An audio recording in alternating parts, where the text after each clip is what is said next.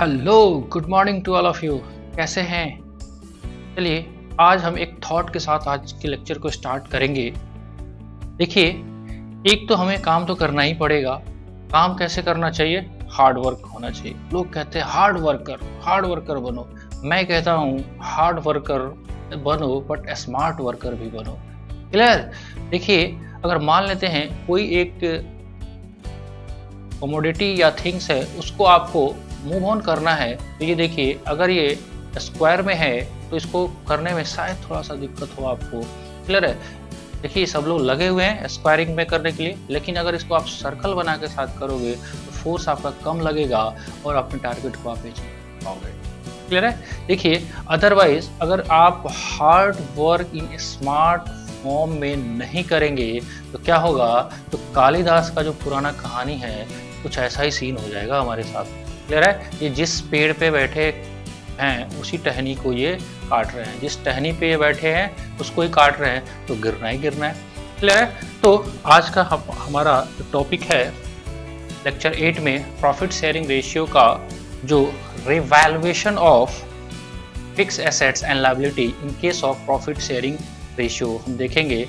और इसलिए ये थीम देने का मतलब था कि इससे जस्ट पिछला लेक्चर जो आपने 7 नंबर लेक्चर जो किया है, उसमें जो टॉपिक किया है, अगर उसमें थोड़ा सा एफर्ट लगा देंगे तो ये रिवैल्यूएशंस का काम निकल जाएगा। मतलब वहाँ पे कंट्रोल C करना है, कंट्रोल F करना है और कंट्रोल V5 पेस्ट कर दूंगा। कट कॉपी पेस्ट करेंगे तो भी काम चल जाएगा। बस थोड़ा सा आपको लॉजिक देखना है, उस लॉजिक पे हम बढ़ते हैं आगे। चलिए, अब इसी बात को ध्यान में रखते हुए एक बार हम बढ़ते हैं आज के टॉपिक की तरफ। कहता है आज का जो अपना टॉपिक है वो है रिवैल्यूएशन का एडजस्टमेंट। क्लियर है सर? अब रिवैल्यूएशन जो है वो सीन जो बनेगा वो देखिए एक बार। सबसे पहला फिर वही बात, ये है क्या? रिवैल्यूएशन होता क्या है? What is? क्लियर है? उसके बाद हम डिस्कस करेंगे why and then how. How is फिर से हम बोल रहे हो how is a procedural part, उसमें जर्नल एंट्री होता है प्रोसीजरल पार्ट। जबकि व्हाट इज ये क्या है और ऐसा क्यों किया जाता है वो एक बार देख लीजिए। Clear sir? मान लेते हैं ये बैलेंस शीट्स का फॉर्मेट है जो लास्ट लेक्चर में भी आपने देखा था, और लास्ट लेक्चर में हमने क्या किया था? जनरल रिजर्व के रेस्पेक्ट में हमने बात किया था। क्लियर? General reserve. ठीक है सर। आज हम जो बात करेंगे वो हम बात करेंगे फिक्स एसेट्स। ये जो आपके पास फिक्स एसेट्स हैं या करेंट एसेट्स, जो भी एसेट्स हैं आपके पास, उनका रिवैल्यूएशंस करना है हमको। Land and building, plant and machinery, ये लैंड एंड बिल्डिंग है, ये प्लांट एंड मशीनरी है, एंड इंक्लूडिंग लायबिलिटी। ठीक है? तो सबसे पहले बात, जो वर्ड यूज हो रहा है, आप एक बार वर्ड को अगर ध्यान से हम लोग देखेंगे तो वर्ड हमारे सामने क्या आ रहा है? रिवैल्यूएशन। रिवैल्यूएशन, री का हिंदी होता है पुनः, दोबारा से। पहले से वैल्यूएशन या पुराना या नया? नहीं सर, पुराना नहीं न नया, आज के डेट में उसका वैल्यू करना है। यानी कि जो भी एग्जिस्टिंग आपके पास एसेट्स लायबिलिटी है उनको रीवैल्यू करना है। अब सामने बात आती है कि सर रीवैल्यू करना क्यों जरूरी है? तो आइए देखिए, रीवैल्यूएशंस का पर्पस क्या है। सबसे पहले ये है क्या रीवैल्यूएशन और क्यों करते हैं? लेट सपोज अपना एग्जांपल वही लेते हैं कि मान लेते हैं एक पार्टनरशिप फॉर्म है जो कि 1/4/2010 को 1/4/2010 को स्टार्ट था इनका बिजनेस, और ये बिजनेस करते गए, और ये है 1/4 आज है 2020। क्लियर? 1/4/2010 को इन्होंने बिजनेस स्टार्ट किया था। तो बिजनेस स्टार्ट किया होगा तो लैंड एंड बिल्डिंग परचेज किया होगा, प्लांट एंड मशीनरी परचेज किया होगा। जब ये परचेज किया था तो उस टाइम जो कुछ ना कुछ कॉस्टिंग लगा होगा। लेट सपोज इट, मान लेते हैं इनका लैंड एंड बिल्डिंग 10 लाख का था या 1 लाख का, लैंड एंड बिल्डिंग 1 लाख का था, तो जाहिर सी बात है बुक्स ऑफ अकाउंट में तो कॉस्ट पे आया होगा, और आज की डेट में इस पे जो भी डेप्रिसिएशन चार्ज किया होगा उसको लेस करने के बाद आया होगा। क्लियर? तो हमारे सामने बात आता है कि आज हो आप 1/4/2020 के डेट में। क्लियर? अब जो बिल्डिंग आपने 1 लाख में खरीदा था, क्या उसका वैल्यू आज के डेट में क्या सेम होगा? नहीं सर, सेम नहीं होगा। लेट्स सपोज दैट, एज्यूम करके चलते हैं कि आज के डेट में हमारे पास 5 लाख इसकी वैल्यू है। क्लियर? अब क्या होगा, पर्पस क्यों ऐसा कर रहे हैं, ये व्हाट इज तो समझ में आया कि क्या है रीवैल्यूएशन। रीवैल्यूएशन कुछ और नहीं है, जो पुराना एसेट्स और लायबिलिटी दोनों है और उसका वैल्यूएशन आज के डेट में क्या है, वो बातें यहाँ पर डिस्कस कर रहा है। क्लियर है? तो 5 लाख इसका वैल्यू है, तो वैल्यू कितना अप हुआ? अगर हम वैल्यू की बात करें तो वैल्यू यहाँ पे हमारे पास 4 लाख वैल्यू अप हो गया। अब ये 4 लाख प्रॉफिट ही है, ऑल दो ये एक्चुअल प्रॉफिट नहीं है, बट अगर ये सेल होगा तो एक्चुअल प्रॉफिट तो हो सकता है। अब रहा बात, अपने सामने बात ये आ रहा है कि अगर इसके बाद के डेट से हमारा प्रॉफिट शेयरिंग रेशियो चेंज हो रहा है, यहाँ पे प्रॉफिट शेयरिंग रेशियो अगर हमारा चेंज हो जा रहा है, तो अगर इसका एडजस्टमेंट नहीं करें तो जो पार्टनर सैक्रिफाइस करेगा उसको तो फ्यूचर में लॉस हो जाएगा। तो क्यों जरूरत है वो भी आपने देख लिया। व्हाट इज रिवैल्यूएशन है क्या, इसका जरूरत क्या है?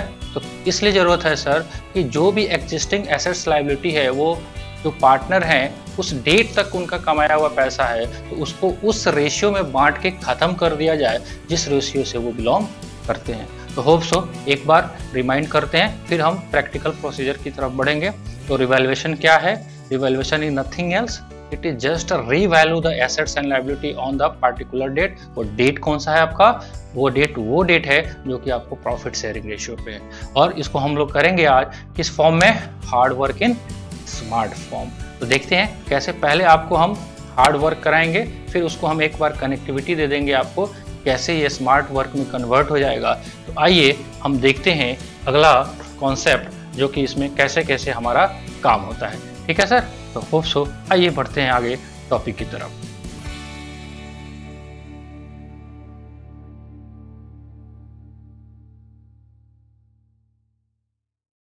आइए देखते हैं। अब हमने ये समझ लिया कि रिवैल्यूएशन क्या होता है और क्यों जरूरत है। क्लियर है? रिवैल्यूएशन क्या होता है? Revaluation is nothing else, just revalue the assets and liability on the date of change in profit sharing ratio. Profit sharing ratio जिस डेट में चेंज हो रहा है, उस डेट को, उस फॉर्म की एसेट्स लायबिलिटी को पुनः मूल्यांकन करना रिवैल्यूएशन ऑफ फिक्स एसेट्स होता है। क्यों होता है वो भी हमने डिस्कस कर दिया आपको क्यों होता है। बिकॉज ये जो आइटम है एसेट्स और लायबिलिटी, उस डेट पे उसको रीवैल्यू करना क्यों जरूरत है? बिकॉज जो भी उसमें इंक्रीज और डिक्रीज हो रहे हैं वो किसका है? पुराने पार्टनर का है, पुराने रेशियो में है, तो पुराने रेशियो में ही बंटना चाहिए, पुराने लोगों का पैसा है। क्लियर? चलिए, तो इस बातों को ध्यान में रखते हुए अब ये करना कैसे है, प्रोसीजर पार्ट पे एक बार आते हैं। तो ये रीवैल्यूएशन जो है वो आपको बुक्स में एडजस्टमेंट जो होगा वो दो तरीके से हो सकता है। Revaluation of fix assets and liabilities, कितने तरीके से हो सकते हैं अपने पास क्वेश्चंस में या मेथड्स जो प्रेस्क्राइब है वो दो तरीके का दिया हुआ है। पहला को बोलते हैं हम bye preparing revaluation account,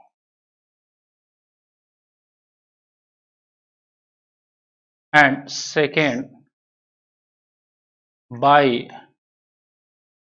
adjustment through capital account. Clear है? एक तो हम रिवैल्यूएशन अकाउंट्स को बना के करेंगे और दूसरा है अपने पास जो कैपिटल के थ्रू केवल एडजस्टमेंट कर लेंगे। तो कह सकते हो आप अपने पास ऑप्शन है, option first and option second. Clear है सर? अब देखते हैं ऑप्शन 1 में क्या क्या चीजें होती हैं, उसको एक बार क्लियर करने की कोशिश करते हैं, और ऑप्शन 2 में क्या क्या चीजें होंगी वो देखते हैं। तो आइए पहले ऑप्शन नंबर 1 को डिटेल्स में देखते हैं। क्लियर है? ये है अपने पास ऑप्शन नंबर 1, ये एरिया जो है वो है अपने पास ऑप्शन नंबर 1। क्लियर है? थोड़ा सा इसको रिसाइज कर लेते हैं और थोड़ा सा और अच्छा दिखे आपको। आइए इस सेंटेंस को रीड करते हैं एक बार, क्या क्या बोल रहा है। और adjustment of profit and loss on revaluation, इस पे जो भी नफा नुकसान होगा किस पे, रिवैल्यूएशन पे। क्लियर है? तो एडजस्टमेंट थ्रू रिवैल्यूएशन अकाउंट, ये क्लियर कट में लाइन देख लीजिए एक बार, हम लेजर भी आपको डिस्कस करते हैं। कहता है रिवैल्यूएशन अकाउंट इज क्रेडिटेड। ठीक है, तो एक अकाउंट बनेगा, तो एक बार अकाउंट्स को हम फॉर्म भी कर लेते हैं। रिवैल्यूएशन अकाउंट, इसका नेचर कैसा रहेगा, ये नॉमिनल अकाउंट की तरह ट्रीट करेगा। Debit all expenses and losses, credit all income and gains. Clear है? चलिए रिवैल्यूएशन अकाउंट हमने कर लिया। और ये कहता है इसमें क्या क्या आइटम होगा, इसमें आइटम जो होगा वो देखिए क्या कहता है, revaluation account is credited with, मतलब क्रेडिटेड किस किस आइटम से होगा, तो क्रेडिट साइड में आप बाई से लिखते हैं।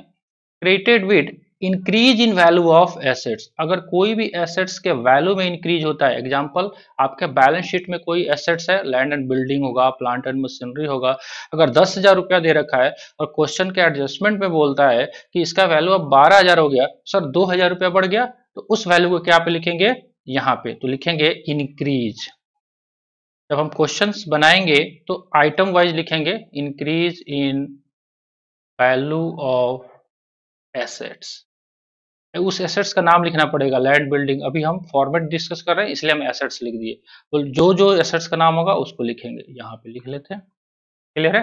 कहता है decrease in value of liability, कोई ऐसा लाइबिलिटी है उसका वैल्यू डिक्रीज हो गया, मतलब सिंपल सा बात है, उस लाइबिलिटी का डिक्रीज हो गया तो फायदा हो गया। तो बाई लाइबिलिटी है, किसी को पेमेंट करना है और आप बोल रहे हो कि अब नहीं करना है, छोड़ दिया उसने, decrease in value of liability. Clear है?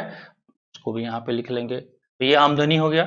फिर से बोल रहा है डेबिट किसको किसको करोगे, decrease in value in assets, कोई एसेट्स के वैल्यू में, तो टू साइड में आएगा, to decrease in value of assets, यहां पे लिख लोगे आप। क्लियर है? फिर कह रहा है increase in value of liability, ऐसा कोई भी लाइबिलिटी हो अगर उसके वैल्यू में इंक्रीज हो रहा है तो आप कहां पे लिखना है, नुकसान हो गया, तो increase in value of, increase in value of liability. Clear है? ठीक है सर। अब इस लेजर है ऑल दो, तो लेजर को आपको क्या करना पड़ेगा, बैलेंसिंग करना पड़ेगा। आइए देखते हैं एक बार। चलिए, तो डेबिट साइड और क्रेडिट साइड अगर हम बात करें, ये तो ये डेबिट साइड है और ये क्रेडिट साइड है, तो इसका बैलेंसिंग करेंगे। हम एक बार मान के चलते हैं कि प्रॉफिट ही होगा, तो एक बार देखते हैं। अगर हम बात करें, अगर इधर का सम करते हैं, ठीक है, लेट सपोज दैट ये आता है 1000 और इधर का हमने सम किया और ये रफ में आया 800, तो मेरे पास बैलेंस जो क्या हो जाएगा, प्रॉफिट हो जाएगा। तो हम क्या करेंगे, पार्टनर्स कैपिटल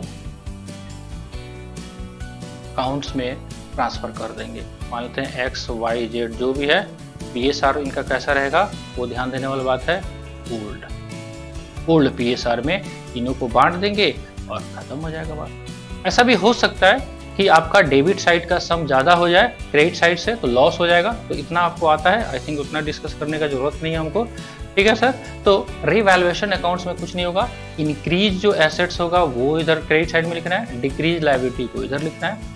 अब ये सारा जो काम आप कर रहे हो, इससे उस वैल्यू ऑफ एसेट्स पे क्या इंपैक्ट पड़ेगा, value of assets sir, assets and liability impact कर जाएगा। क्लियर है? मतलब अगर कोई भी ये जर्नल एंट्री हो गया ना, ये जर्नल एंट्री आपने पोस्ट कर दिया, तो उस एसेट्स का नाम लिखा, मान लेते 10,000 का आपका एसेट्स था, अभी 2,000 जोड़ दिया, तो नया जब बैलेंस शीट बनेगा तो उसमें वो वैल्यू 12,000 पे आ जाएगा और एडजस्टमेंट हो जाएगा। क्लियर है? अब इतना बात अगर समझ में आ गया हमको, तो सबसे पहले इसके बेस पे हम एक एग्जाम्पल को लेंगे, फिर हम सेकेंड ऑप्शन को करेंगे। क्लियर है सर? तो आइए एक एग्जाम्पल को लेते हैं और समझने का और बेहतर तरीके से कोशिश करते हैं। आइए देखते हैं एग्जाम्पल। इलस्ट्रेशन को रीड करते हैं और देखिए क्या आ रहा है। कह रहा है X Y and Z are sharing profit in the loss ratio how much 5:3:2। X Y Z तीनों पार्टनर है और इनका प्रॉफिट शेयरिंग रेशियो कैसा है जी? तो एक्स वाई एंड जेड 5:3:2 कह सकते हैं हम। 5/10, 3/10 and 2/10। They decided to share future profit loss in the ratio of 2:3:5। Clear है? तो हमारा न्यू रेशियो कितना हो जाएगा? 2:3:5।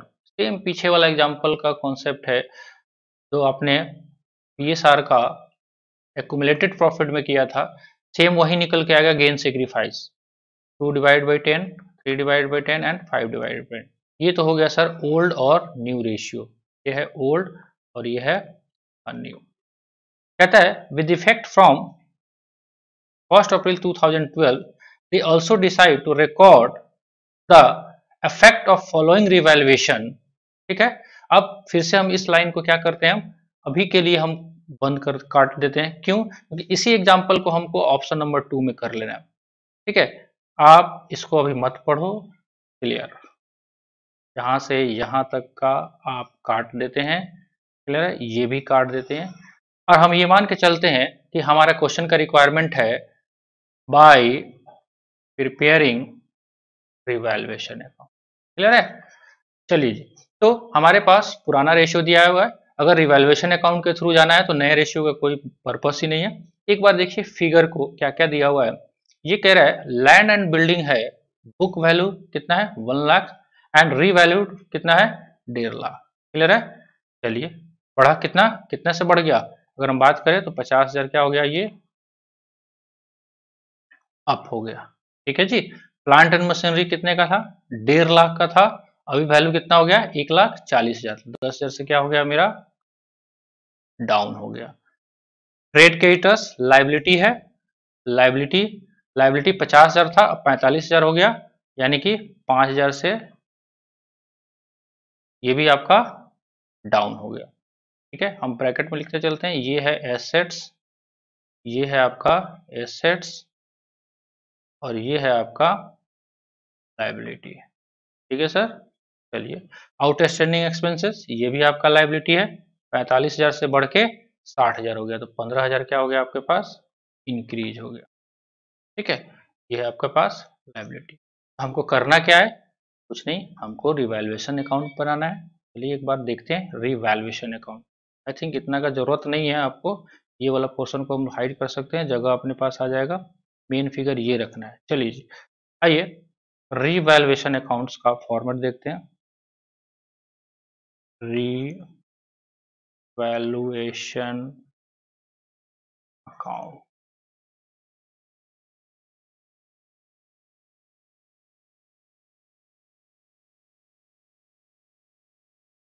चलिए हमने फॉर्मेट में डिस्कस किया था। इधर क्या क्या आइटम को रखोगे आप, जो भी वैल्यू के एसेट्स में इंक्रीज आए वो इस साइड में रखोगे। चलिए देखते हैं। लैंड एंड बिल्डिंग 50,000 से बड़ा है, हम क्या लिखें, बाय लैंड एंड बिल्डिंग 50,000।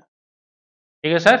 चलिए, प्लांट एंड मशीनरी भाव गिर गया है, पहले 1.5 लाख था, अब 1,40,000 हो गया। तो जो भी डिक्रीज वाला आइटम है उसको हमको कहाँ लिखना था, इस साइड में, टू प्लांट एंड मशीनरी। कितने से भी वैल्यू गिर गया मेरा, 10,000 से। ठीक है जी। चलिए, ट्रेड क्रेडिटर्स मेरे पास लाइबिलिटी है, लाइबिलिटी कम हुआ है, तो लाइबिलिटी जो कम होगा उसको कहाँ पे लिखेंगे, क्रेडिट साइड में। लाइबिलिटी कम हो गया, इसका मतलब फायदा हो गया। चलिए, trade creditors how much, 5,000। Clear है? आउटस्टैंडिंग लाइबिलिटी बढ़ गया है, तो लाइबिलिटी मेरा इंक्रीज हो गया, नुकसान हो गया। आउटस्टैंडिंग लाइबिलिटी डेबिट साइड में लिख देते हैं, कितना, 15,000। ठीक है जी। अब इसके अलावा इस क्वेश्चन में कुछ है नहीं, एक बार रफ में कैलकुलेशन करिए। इधर का सम आपका आ रहा है क्रेडिट साइड का, AR CR। ठीक है, क्रेडिट साइड में आ रहा है 55 और देखने से ही पता चल रहा है इधर कम है, इसको हम कर लेते हैं 55,000। तो जाहिर सी बात है इधर भी कितना होगा, 55,000 ओके सर, अब ये कितना है 15 10 25, 55,000 में से रफ में भी कर सकते हैं वर्किंग, 55,000 माइनस 25,000, हाउ मच 30,000। ये 30,000 आपके पास क्या आया, ये आया सर रिवैल्यूएशन का प्रॉफिट, बैलेंसिंग फिगर। ठीक है, हम सर्कल कर देते हैं और लिख भी देते हैं, आपको लिखना नहीं है, balancing figure, balancing figure clear है जी। बैलेंसिंग फिगर है, किसको बटेगा, टू पार्टनर्स कैपिटल अकाउंट, किसको किसको, X Y and Z. X Y Z को कैसे बटेगा, 5:3:10, तो 30,000 यहीं पे हम कर लेते हैं। आप अलग से भी वर्किंग कर सकते हो, 30,000 multiplied by 5 divide by 10, how much 15,000, 30,000 3 divided by 10, how much 9,000, and 30,000 into 2 divided by 10, how much 6,000। ध्यान से देखिए, ये सर ओल्ड PSR है, ओल्ड PSR में बटा है, न्यू में नहीं बटेगा, इस बात को ध्यान रखना है, अगर बांटोगे आप तो गड़बड़ हो जाएगा। क्लियर, तो होप सो एक बार आप एग्जाम्पल को देखिएगा और ये वाला सॉल्यूशन को सॉल्व कीजिएगा। कुछ एडवांस लेवल का एग्जाम्पल हम लोग करेंगे, बट पहले हम एक बार कर लेते हैं ऑप्शन नंबर 2, ताकि एडवांस लेवल का क्वेश्चन करने में हमको और मजा आए। आइए बढ़ते हैं हम ऑप्शन नंबर 2 के कॉन्सेप्ट की तरफ।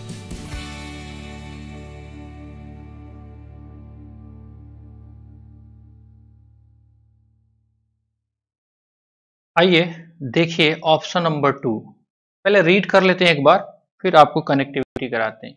ये कह रहा है सर सिंपल बात, adjustment through capital accounts only.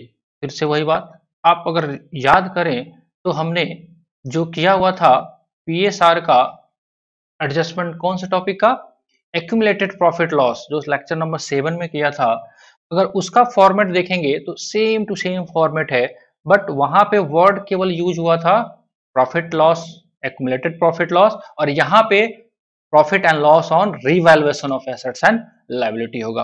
आइए देखिए, when record the net effect, किसकी बात कर रहे हैं हम, नेट इफेक्ट की बात कर रहे हैं, मतलब देखते हैं, revaluation of assets and liability without affecting the old figure, मतलब पुराने फिगर को चेंज करना है नहीं, जो बैलेंस शीट्स का जो फिगर है वो एज इट इज पड़ा रहेगा, जो भी उसमें इंक्रीज और डिक्रीज हो रहा है हम आपस में जो साझेदार हैं वो आपस में एडजस्ट कर लेंगे। ठीक है, then single adjusting entry involving the capital account of gaining partner and sacrificing partner is pass. Clear है, तो कहता है स्टेप 1 में क्या करना है हमको, कैलकुलेट द नेट इफेक्ट। कैसे होगा देखते हैं, increase in value of assets को यहाँ पे आप ले लेंगे, ठीक है, ऐड कर दोगे आप decrease in value of assets को, लेस कर दोगे आप इसको decrease in value of assets को, और लेस कर दोगे आप increase in value of liability को। तो रिवैल्यूएशन अकाउंट में जो हम बना रहे थे वही सारा काम कर रहे थे। क्रेडिट वाले आइटम को क्या करता है, अगर क्रेडिट वाले आइटम है उसको हमको क्या कर रहा है, ये कह रहा है कि आप क्रेडिट वाले जो आइटम है उसको आप कर दो प्लस, और डेबिट वाले जो आइटम है उसको आप क्या कर दो माइनस, और जो दोनों का सब सम निकालोगे इसी को तो क्या बोल रहा है, नेट इफेक्ट। इसको हम लोग बोलेंगे नेट इफेक्ट। क्लियर है सर। अब कहता है गेन और सेक्रीफाइस निकालिए, तो ऑब्वियसली बात है new shares minus old share, जो भी आपका डिफरेंसेस होगा वो गेन और सेक्रीफाइस होगा। तीसरा स्टेप क्या कह रहा है, गेनिंग पार्टनर केस में क्या होगा, shares gain into net effect, मतलब step number 2 multiplied by step number 3, step 2 को स्टेप 3 से आप मल्टीप्लाई कर दीजिए, ठीक है, और एडजस्टमेंट कर दीजिए। अगर आपके पास पॉजिटिव फिगर आता है, कौन सा, ये स्टेप नंबर 1 का, स्टेप 1 का अगर कह सकते हो आप, स्टेप 1 का फिगर अगर पॉजिटिव आता है तो क्या कहोगे उसको आप, पॉजिटिव आता है तो वो प्रॉफिट है, अगर निगेटिव आता है तो वो लॉस है। तो गेनिंग पार्टनर्स को डेबिट कर देंगे, क्यों करेंगे, बिकॉज ये पार्टनर्स फ्यूचर में गेन करेगा, और सेक्रीफाइसिंग पार्टनर को हम क्रिएट कर देंगे। तो एज इट इज मैंने आपको इसलिए बोला था स्मार्ट वर्क फॉर्म में इसलिए करना है कि अगर वो वाला कॉन्सेप्ट आपने बढ़िया से किया हुआ है तो इसको करने में कोई दिक्कत आपको नहीं होगा। और यकीन मान के चलिए अगर आपने पीएसआर में ये दोनों एडजस्टमेंट कर लिया तो एडमिशन और रिटायरमेंट में भी आपको दिक्कत नहीं होना है।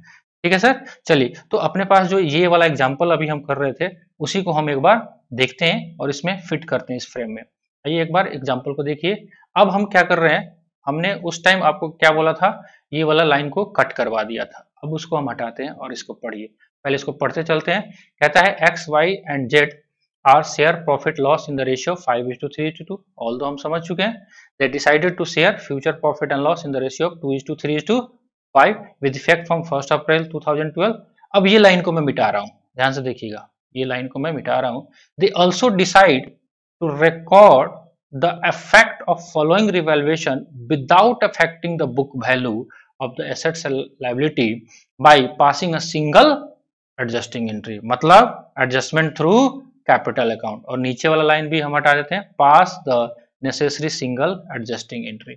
ठीक है, तो ये क्या कह रहा है, ये क्वेश्चन ही बोल रहा है कि आप सिंगल एंट्री पोस्ट करो, मतलब आपको एक एंट्री पोस्ट करना है। इसका मतलब यही निकल गया कि हमको वैल्यू को छेड़ना नहीं है, उसको केवल कैपिटल के थ्रू एडजस्ट कर देना है। तो ऑल दो हमने ये सारा वर्किंग किया हुआ था। आप आइए ऊपर देखते हैं। तो ये फिगर एक बार ध्यान में रख लीजिए, 50,000, 10,000, 5,000 और 15,000। ठीक है, इसको प्लस माइनस करना है। आते हैं ऊपर की तरफ, 50, 10, 5 एंड 50। आइए सर एक बार आते हैं ऊपर की तरफ, क्लियर है। आइए यहाँ पे इसको हम मिटा लेते हैं एक बार, ताकि यहीं पे हम फिगर डाल दें, टाइम बचेगा।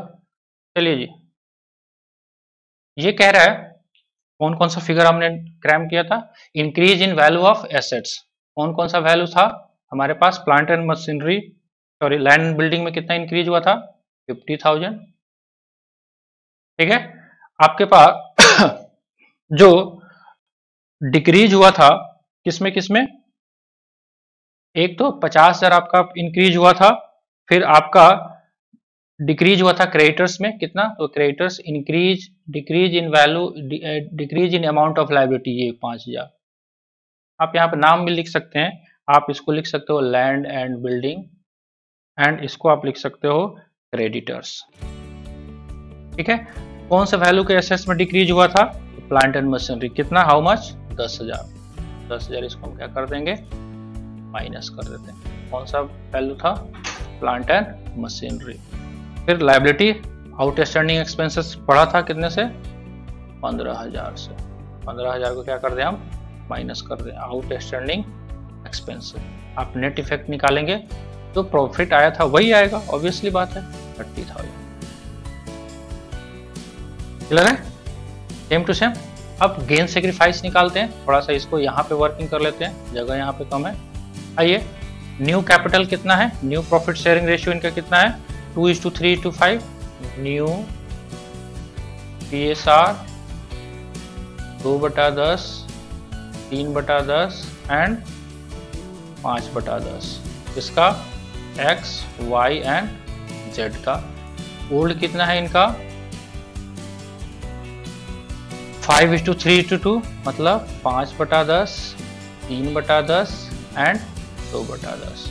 ठीक है, आप गेन सेक्रीफाइस निकाल सकते हैं, और पीछे भी हमने निकाला हुआ है, सेम एग्जांपल है ये, तो यहाँ पे टाइम हम वेस्ट नहीं कर रहे हैं। ये कितना आएगा, ए का, एक्स का सेक्रीफाइस आएगा 3/10। एक्स क्या करेगा, सेक्रीफाइस करेगा, और इसका तो कुछ नहीं होगा, 3/10 माइनस 3/10, ऑब्वियसली बात है, इसका 3/10 ये क्या करेगा, गेन करेगा। आते हैं हम अगले स्टेप में, क्लियर। तो अब ये वाला स्टेप करते हैं हम, क्या क्या करना है, सिंपल सा बात है। गेनिंग पार्टनर कौन है, गेनिंग पार्टनर जेड है, यहाँ पे गेनिंग पार्टनर जेड है, और जेड का शेयर गेन कितना हुआ है, 3/10, और नेट इफेक्ट कितना अपने पास, 30,000। How much, 9,000।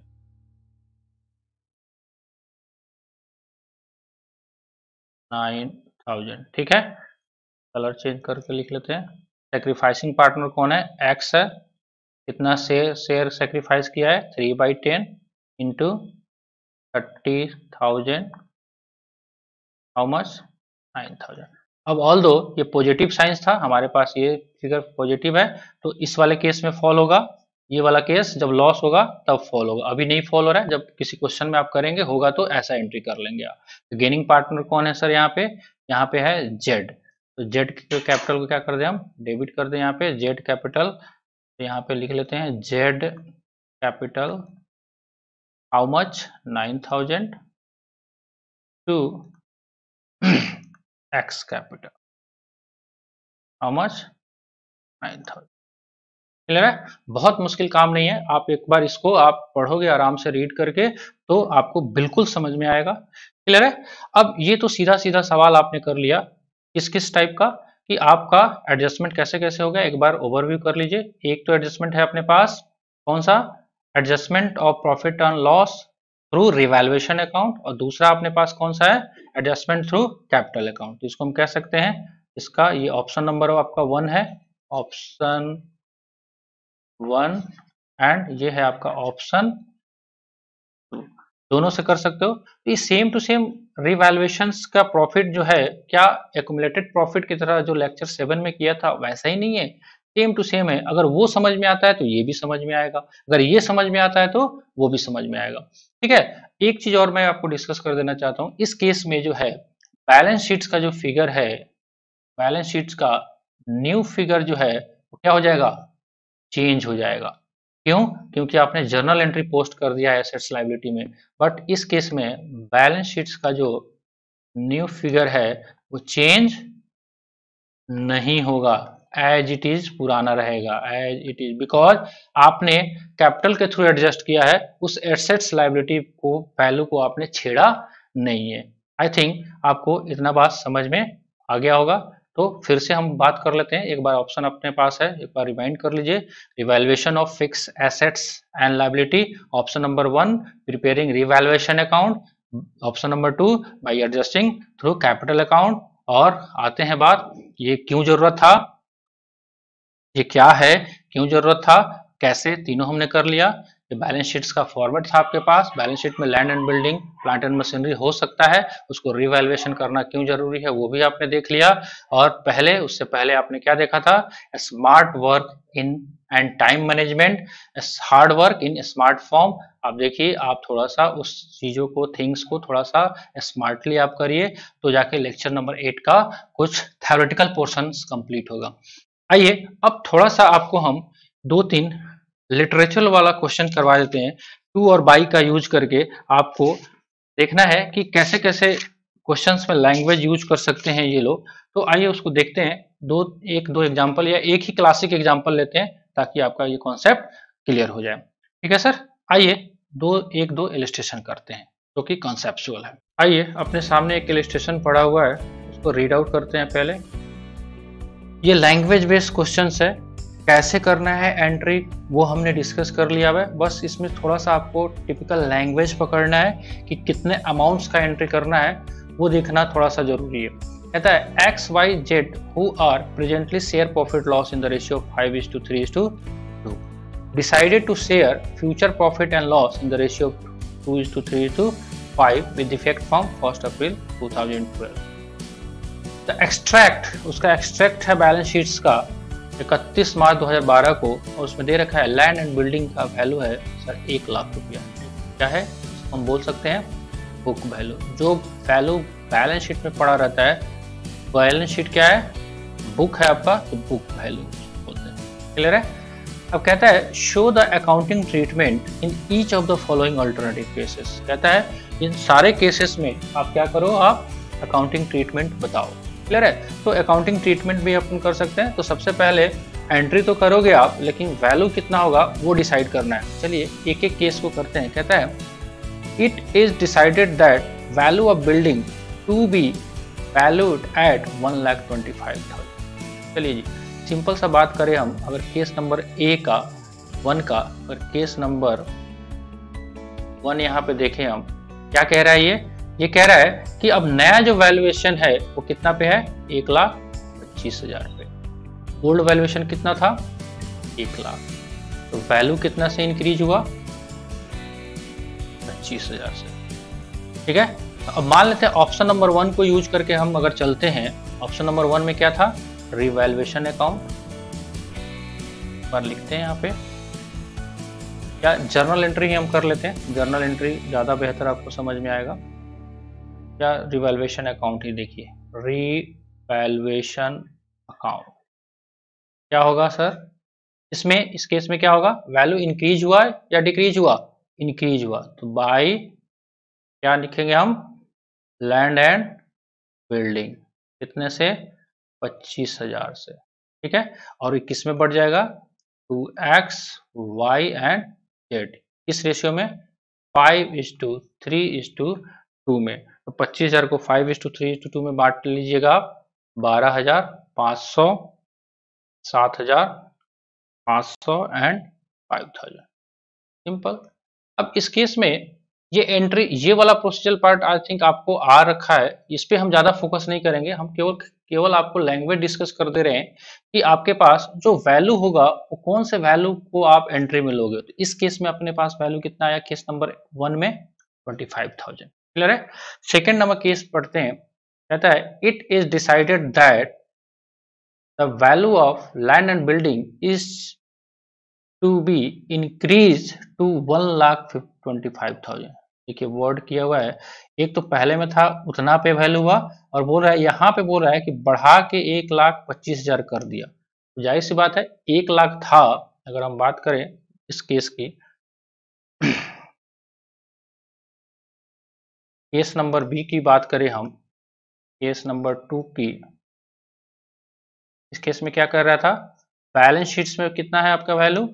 1,00,000, और उसको क्या कर रहा है? उस वैल्यू को 1,25,000 तक, टू वर्ड यूज किया है, ये पीछे के लेक्चर में भी मैंने आपको डिस्कस किया हुआ था, कितना तक? 2,125। तो हाउ मच इंक्रीज? 25,000। ठीक है, तो सेम टू सेम केस 1 में जो एंट्री था वही एंट्री हो जाएगा। आप देख लेंगे एक बार, ये जो केस नंबर 1 में एंट्री है सेम टू सेम यहाँ पे आपको ये सेम टू सेम ऐसा ही एंट्री हो जाएगा। ठीक है सर, चलिए आइए केस नंबर 3 देखते हैं, ये क्या कह रहा है? केस नंबर 3 बोल रहा है it is decided that value of building be increase by 125। देखिए कितना से? 1,25,000 से। तो केस नंबर अगर 3 की हम बात करें तो मेरे पास बैलेंस शीट्स में वैल्यू कितना है?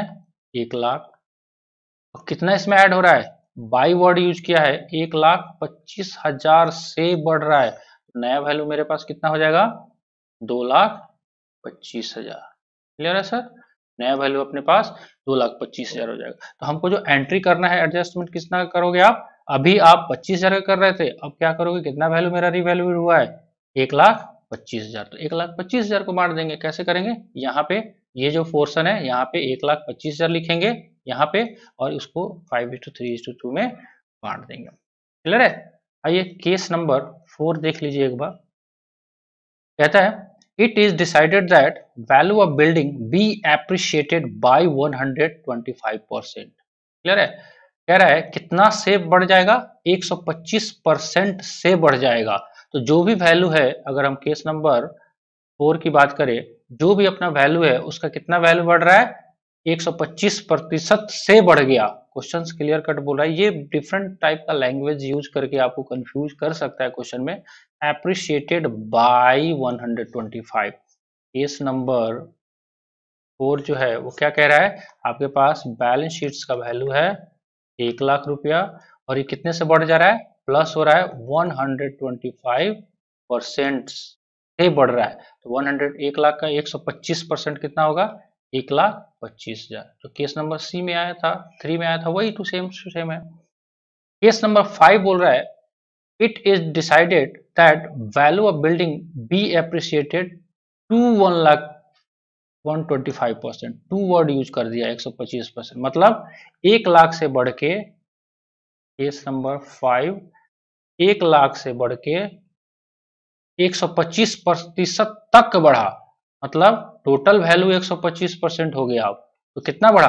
25,000 बढ़ा, तभी तो 125% तक बढ़ा। क्लियर है? केस नंबर 6 बोल रहा है it is decided that value of building B valued eight 125% मोर।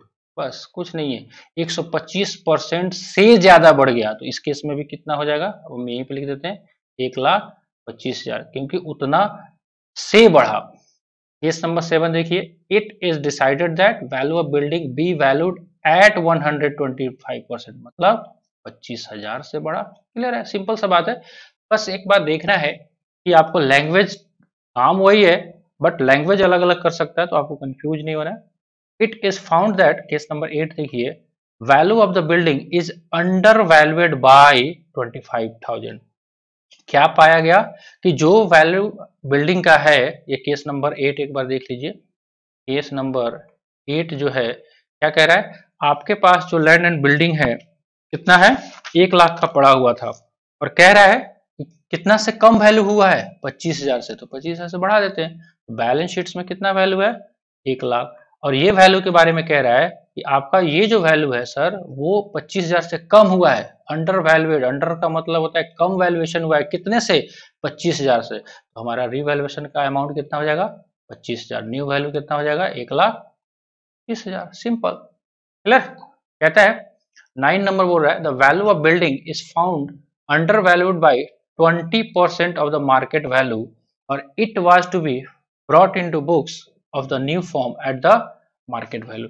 कितना वैल्यू से बोल रहा है, कम है, 20% ऑफ मार्केट वैल्यू। ठीक है, 20% ऑफ द मार्केट वैल्यू से कम है, तो हमारे पास मार्केट वैल्यू कैसे निकलेगा इस केस में, आइए देखते हैं। 20%, क्या 1 लाख का 20%? No sir. केस नंबर 9 थोड़ा सा ध्यान से देखिएगा, 9 क्लियर है, थोड़ा सा और जगह ले लेते हैं।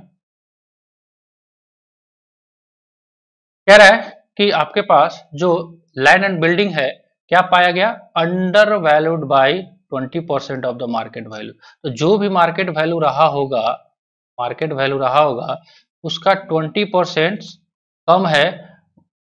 ठीक है, 20% कुछ भी होगा तो मार्केट वैल्यू का 20% निकालोगे आप, और वो वैल्यू है, उस वैल्यू को मार्केट वैल्यू में से ये वाला वैल्यू जो निकल के आएगा वो मान लेते हैं ये x है, इसको निकालोगे वो वैल्यू आपको पास 1 लाख दिया है। इसका मतलब ऐसे भी कह सकते हैं आप, अगर मार्केट वैल्यू 100 है, अगर if market value is 100 then जो कम अमाउंट है वो कितना हो जाएगा, लेस अमाउंट कितना है, 20%। ठीक है, ये 20% किसका है, इसका है 20%, 20, तो ये वैल्यू कितना हो जाएगा, 80। क्लियर है, तो अपने पास 80 के बराबर जो वैल्यू दे रखा है बैलेंस शीट में वो है 1 लाख। तो क्या अपने पास जो लेस वैल्यू वो नहीं निकल जाएगा, निकाल सकते हैं। एक बार कलर चेंज कर लेते हैं, 1 lakh divided by 80 multiplied by 20 कितना होगा, 5,000। तो ये वैल्यूएशन का अमाउंट होगा। आप डायरेक्ट आप 1 लाख का 20% नहीं निकाल देंगे, क्योंकि वो बोल रहा है बाई वर्ड यूज किया हुआ है, यहाँ पे ध्यान रखना है। क्लियर है, होप सो इस लैंग्वेज को भी आपको ध्यान में रखना है। आई थिंक आपको profit and loss on revaluation of fixed assets खूब समझ में आया होगा। अपना पिछला लेक्चर भी आप रिवाइज कर लीजिएगा, और अभी तक आपने फिर से वही बात, आप बोर भी हो गए होंगे सुनते सुनते। अगर अभी तक आपने, क्योंकि मेरा काम है कहना, लाइक शेयर एंड सब्सक्राइब नहीं किया है तो प्लीज कर दीजिए। ठीक है सर, इसी सब को कंसेप्ट को ध्यान में रखते हुए हम नेक्स्ट लेक्चर की में मिलेंगे आपसे। तब तक के लिए अलविदा दोस्तों। Thank you very much for patience hearing of my lecture. Okay, bye. आइए तो हम अगले टॉपिक में मिलने के वादा करने के साथ आपसे विदा लेते हैं। मिलते हैं अगले लेक्चर में, तब तक के लिए बाय बाय।